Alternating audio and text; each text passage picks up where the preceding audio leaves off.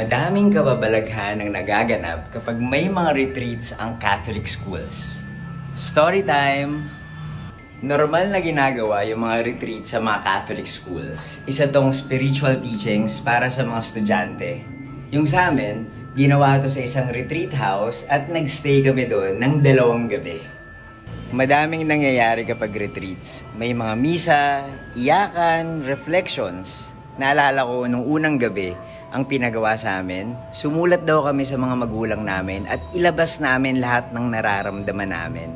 Buong gabi yung activity at ang daming nag-iyakan. Pero nung natapos naman, pinatulog na din kami. Merong mga dormitories na binigay para sa mga estudyante. Masaya yun kasi kasama mo yung mga classmates mo. At madalas, nagtatakutan kami.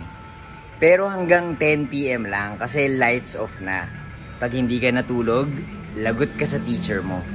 Pero nung first night, mga bandang hating gabi, nagising ako dahil may narinig akong umiiyak.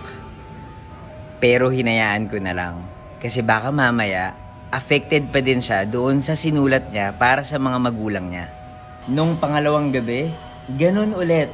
Mga hating gabi yun at meron pa rin biglang umiyak. Parang ang bigat-bigat ng nararamdaman niya. Gusto ko sanang lumabas at hanapin kung sino yun.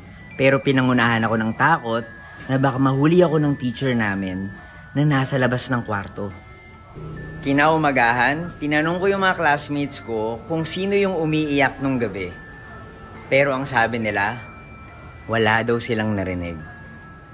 Maya-maya, bigla akong nilapitan ng security guard ng retreat house. At ang sabi niya sa akin, alam mo ba, dating bahay ampunan itong retreat house. Nasunog yun kasama ng ilang bata. At merong nagpaparamdam dito. Tinatawag yung mga estudyanteng nagre-retreat. Gusto raw sapian para ma-experience nila kung ano ang pakiramdam ng may pamilya.